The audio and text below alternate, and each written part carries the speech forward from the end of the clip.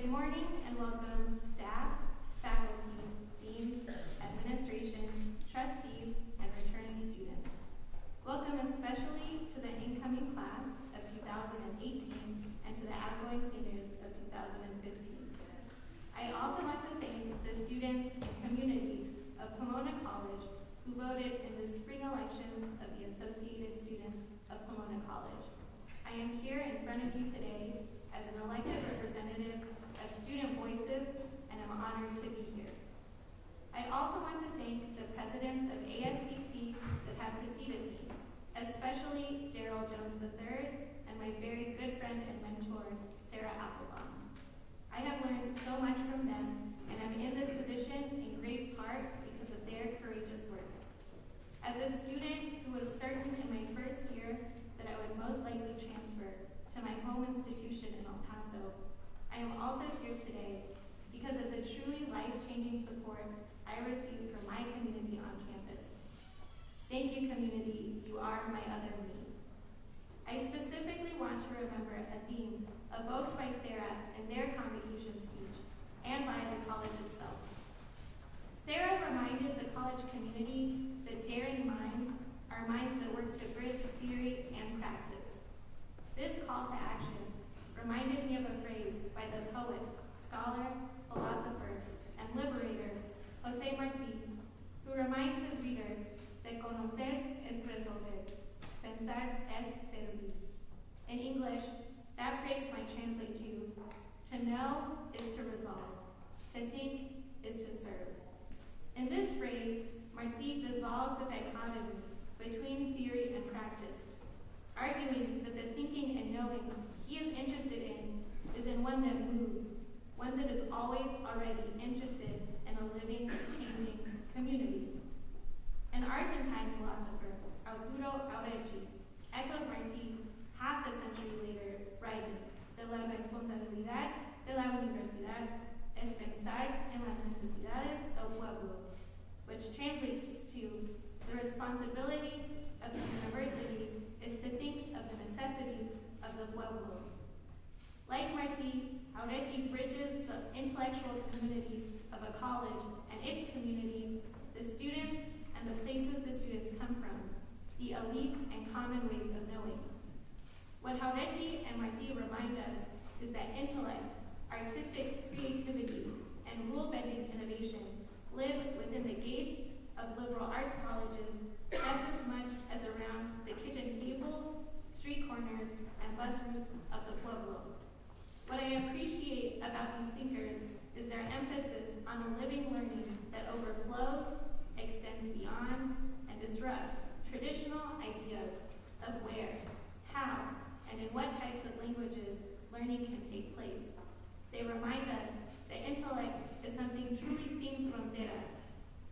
Growing up on the El Paso Ciudad Juarez border, being the kid of a mixed-race family, and knowing intimately the struggle to find work, get visas, and maintain family ties over the barriers of borders, language, and income, my distaste for walls and gates is something that grew very early in my life.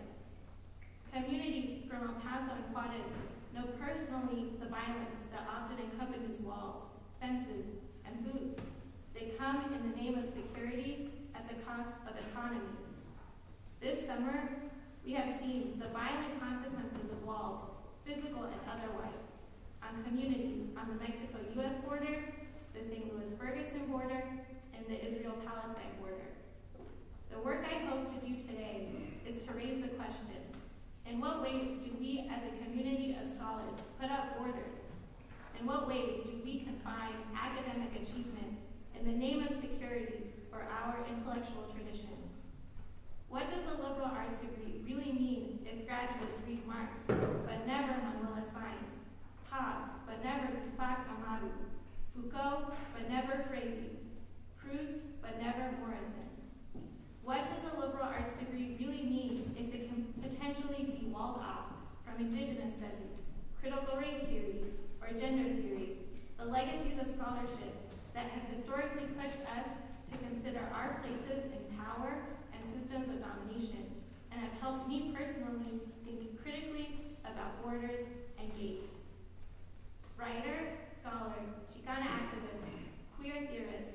feminist, and poet, Gloria Anzaldúa writes in her work, Borderlands, La Frontera, that to survive the borderlands, you must live sin fronteras, be a crossroads.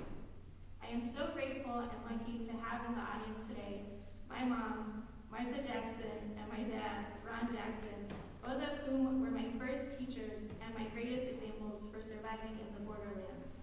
They have taught me to respect perfectly enunciated English just as much as an English that weaves in between Spanish, Korean, or Arabic. El Paso, my second greatest teacher, taught me that what some people consider rough language or uncouth is without a doubt beautiful and creative.